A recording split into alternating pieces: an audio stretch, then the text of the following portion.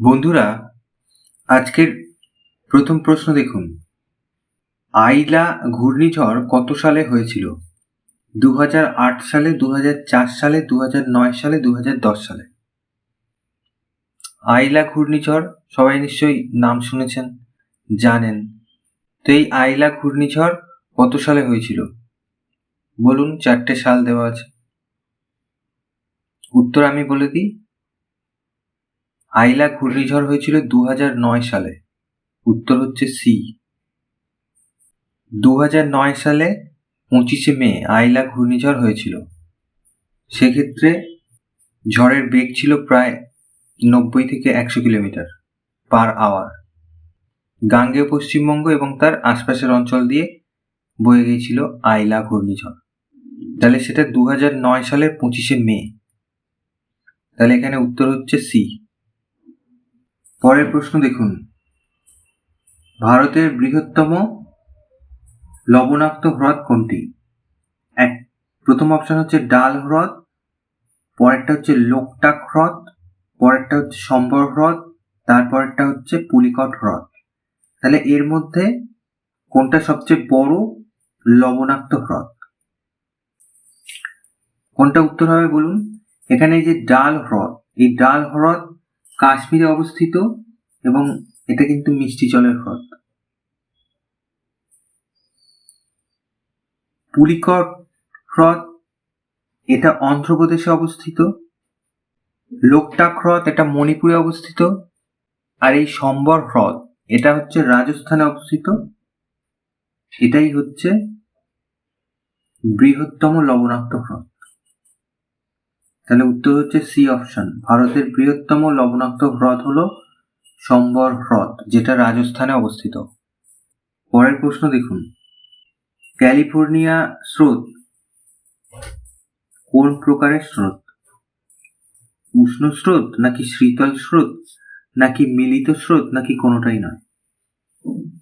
তাহলে এই ক্যালিফোর্নিয়া স্রোত এটা এক প্রকার সমুদ্র স্রোত।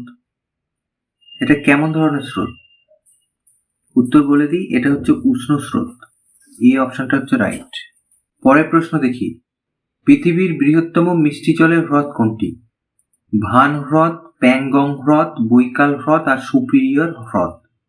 এটি নিশ্চয়ই বলতে পারবেন, এটা একটা সহজ প্রশ্ন। পৃথিবীর বৃহত্তম মিষ্টি জলের হ্রদ কোনটা এটা অনেকেই, বেশিরভাগ মানুষই জানেন। ভান হ্রদ হচ্ছে এক প্রকার লবণাক্ত হ্রদ, তাহলে তো এটা তো হবে না। প্যাংগং হ্রদ এটাও লবণাক্ত হ্রদ এটা। আর রাশিয়াতে অবস্থিত বৈকাল হ্রদ এটা কিন্তু মিষ্টি জলের হ্রদ। তাহলে উত্তরটা আমি বলে দিই, এটা উত্তর নয়। উত্তর হচ্ছে ডি, সুপিরিয়র হ্রদ, যেটা আমেরিকা যুক্তরাষ্ট্র ও কানাডার সীমান্তে অবস্থিত। তাহলে পৃথিবীর বৃহত্তম মিষ্টি জলের হ্রদ হলো সুপিরিয়র হ্রদ। আচ্ছা, আমরা পরের প্রশ্ন দেখি। ভারতে প্রথম ডাক টিকিট কে চালু করেন? লর্ড ক্লাইভ প্রথম অপশন, পরের অপশন হচ্ছে লর্ড ডালহৌসি, পরের অপশন হচ্ছে লর্ড রিপন, 4 নম্বর অপশন হচ্ছে লর্ড ওয়েলেসলি। তাহলে প্রথম ডাক টিকিট চালু করেছিলেন কে? উত্তর বলে দিই, ভারতে প্রথম ডাক টিকিট চালু করেছিলেন লর্ড ডালহৌসি। উত্তর হচ্ছে বি অপশন। পরের প্রশ্ন দেখুন। ভাস্কো ডা গামা কালিকট বন্দরে কত সালে অবতরণ করেন? প্রথম অপশন আছে 1540 খ্রিস্টাব্দ, পরের অপশন 1498 খ্রিস্টাব্দ, তারপরের অপশন 1556 খ্রিস্টাব্দ এবং শেষের অপশন হচ্ছে 1500 খ্রিস্টাব্দ। তাহলে ভাস্কো ডা গামা কালিকট বন্দরে এসেছিলেন কত সালের মধ্যে? এটা একটা সহজ প্রশ্ন বলা যায়, বেশিরভাগ বন্ধুরা হয়তো জানেন প্রশ্নের উত্তরটা কি। ভাস্কো ডা গামা কালিকট বন্দরে এসেছিলেন, মালাবার উপকূলের কালিকট বন্দরে এসেছিলেন। সেটা কত সাল? সেটা হচ্ছে 1498 সাল। B option. পরের প্রশ্ন দেখি। দাম নামক মুদ্রাটি মধ্যযুগের মুদ্রা। এটি কি প্রকার মুদ্রা? এ অপশন হচ্ছে স্বর্ণ মুদ্রা, বি হচ্ছে রৌপ্য মুদ্রা, 3 নম্বর হচ্ছে তাম্র মুদ্রা, আর ডি হচ্ছে কোনোটাই না। তাহলে দাম মধ্যযুগে ব্যবহৃত হতো এরকম একটা মুদ্রা, এটা কি প্রকার মুদ্রা ছিল? বন্ধুরা বলুন উত্তর কোনটা? উত্তরটা আমি বলে দিই, দাম হচ্ছে তাম্র মুদ্রা, তামার তৈরি মুদ্রা ছিল। পরের প্রশ্ন দেখি, দেয়াল ঘড়িতে দোলনকাল কত? এ অপশন হচ্ছে 1 সেকেন্ড, বি হচ্ছে 2 সেকেন্ড, 3 হচ্ছে 3 সেকেন্ড, আর 4 হচ্ছে 4 সেকেন্ড। তাহলে এর মধ্যে কোনটা উত্তর?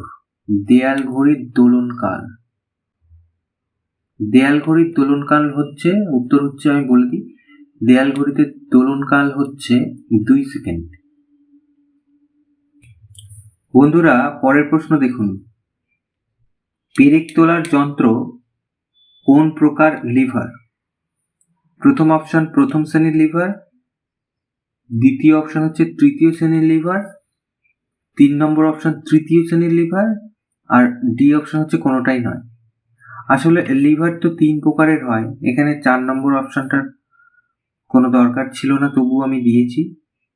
লিভার 3 প্রকারের হয়, তাহলে এই 3 প্রকারের মধ্যে কোনটা বলুন? পেরেক তোলার যন্ত্র কোন প্রকারের লিভার? বন্ধুরা পেরেক তোলার যন্ত্র হচ্ছে প্রথম শ্রেণীর লিভার, সেক্ষেত্রে উত্তর হচ্ছে এই অপশনটা। সাঁড়াশি, কোদাল অথবা ঢেঁকি, এগুলো সবই প্রথম শ্রেণীর লিভার, ঠিক একই রকম ভাবে পেরেক তোলার যন্ত্র হচ্ছে প্রথম শ্রেণীর লিভার। পরের প্রশ্ন দেখুন, হাইড্রোস্কোপ যন্ত্রটি দিয়ে কি করা হয়? প্রথম অপশন হচ্ছে তরলের আপেক্ষিক গুরুত্ব মাপা হয়, দ্বিতীয় অপশন জলের ক্ষরতা নির্ণয় করা হয়, 3 নম্বর হচ্ছে ইহার সাহায্যে জলের নিচে দেখা যায়, আর ডি হচ্ছে 4 নম্বর অপশন বায়ুতে উপস্থিত ধূলিকণার পরিমাণ জানা যায়। তাহলে যন্ত্রটা হচ্ছে হাইড্রোস্কোপ। যন্ত্রটা দিয়ে কি করা হয়? হাইড্রোমিটার নামক যন্ত্র দিয়ে এই তরলের আপেক্ষিক গুরুত্ব মাপা হয়। এর উত্তরটা আমি বলে দিই, হাইড্রোস্কোপ যন্ত্রটি দিয়ে জলের নিচে দেখা যায়, মানে ইহার সাহায্যে জলের নিচে দেখা যায়। সি অপশনটা রাইট। পরের প্রশ্ন দেখি, মানুষের লালা গ্রন্থি কয় জোড়া থাকে? প্রথম অপশন 2 জোড়া, দ্বিতীয় অপশন 3 জোড়া, তৃতীয় অপশন 4 জোড়া, আর শেষ অপশন হচ্ছে 1 জোড়া। তাহলে আমাদের লালা গ্রন্থি থাকে, এই লালা গ্রন্থি কয় জোড়া থাকে? কোনটা উত্তর বলুন? এটা একটা জীবন বিজ্ঞানের সহজ প্রশ্ন। দেখুন উত্তর হচ্ছে বি, 3 জোড়া থাকে। পরের প্রশ্ন দেখুন, আমাদের ক্ষুদ্রান্তের দৈর্ঘ্য কত? মানে মানুষের ক্ষুদ্রান্তের দৈর্ঘ্য কত?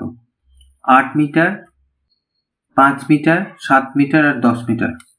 তাহলে ক্ষুদ্রান্ত আর বৃহদন্ত্র আমরা জানি, ক্ষুদ্রান্ত তার দৈর্ঘ্যটা কত এখানে বলতে হবে। তাহলে এই অপশন সি মানে 7 মিটার হচ্ছে উত্তর। তাহলে আমাদের ক্ষুদ্রান্তের দৈর্ঘ্য 7 মিটার হয়। পরের প্রশ্ন দেখুন, কোষের মস্তিষ্ক নিউক্লিয়াস কে আবিষ্কার করেন? প্রথম অপশন রবার্ট হুক, দ্বিতীয় অপশন হচ্ছে রবার্ট ব্রাউন, 3 নম্বর অপশন রবার্টসন, 4 নম্বর স্লেইডেন। এখানে কোনটা উত্তর বলুন তাহলে? রবার্ট হুক ইনি কোষ আবিষ্কার করেছিলেন। এটা একটা সহজ প্রশ্ন, এটাও একটা জীবন বিজ্ঞানের একটা সহজ প্রশ্ন। বলুন তাহলে কোনটা উত্তর? উত্তর হচ্ছে বি, রবার্ট ব্রাউন। কোষের মধ্যেকার যে নিউক্লিয়াস, যেটা কোষের মস্তিষ্ক নামে পরিচিত, সেটা বিজ্ঞানী রবার্ট ব্রাউন আবিষ্কার করেছিলেন। পরের প্রশ্ন দেখুন, হিস্টোলজি কোন ধরনের বিজ্ঞান? প্রথম অপশন অস্থি সংক্রান্ত, দ্বিতীয় কর্ণ সংক্রান্ত, 3 নম্বর জীবদেহের কলা সংক্রান্ত, আর 4 নম্বর হচ্ছে ছত্রাক সম্পর্কিত। অস্থি সংক্রান্ত বিজ্ঞান হচ্ছে অস্টিওলজি, কর্ণ সংক্রান্ত বিজ্ঞান হচ্ছে অটোলজি, আর মাইকোলজি সেক্ষেত্রে ছত্রাক সম্পর্কিত বিভিন্ন পড়াশোনা করা হয়। এখানে হচ্ছে হিস্টোলজি কোন ধরনের বিজ্ঞান? জীবদেহের কলা সংক্রান্ত বিজ্ঞান। তাহলে উত্তর হচ্ছে সি অপশন। পরের প্রশ্ন দেখুন, হিমোগ্লোবিনে কোন ধাতু থাকে? আমরা জানি হিমোগ্লোবিন লোহিত রক্তকণিকায় থাকে। হিমোগ্লোবিন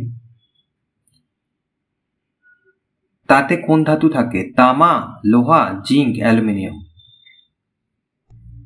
এই হিমোগ্লোবিন আমাদের লোহিত রক্তকণিকায় থাকে, তাই জন্য লোহিত রক্তকণিকার রং হচ্ছে লাল।